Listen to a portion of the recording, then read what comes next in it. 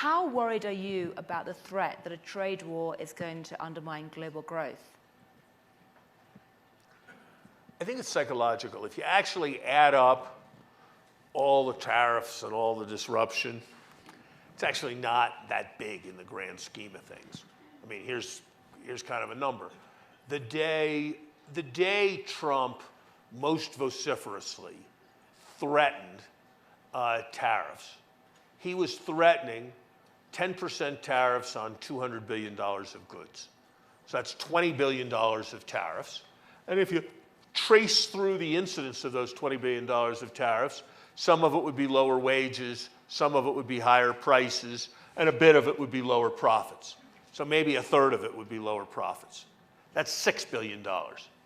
The stock market went down by $500 billion of value that day. So it's quite disproportionate to the immediate effect of the tariff policies. Now, can the whole thing spiral out of control? Can the whole thing create a ton of uncertainty that has a psychological effect that chills things?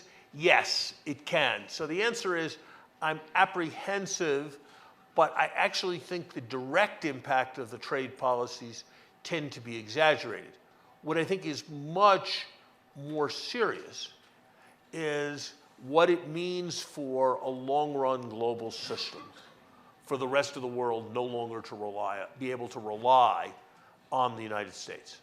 The idea that commitments made by one administration don't apply in the next administration, the idea that commitments made by an administration don't apply to itself a month later, creates enormous anxiety, and that anxiety causes people to behave in ways that are destabilizing, whether it's localizing production and not engaging in supply chains, whether it's building up one's own military forces because one can't rely on an American umbrella.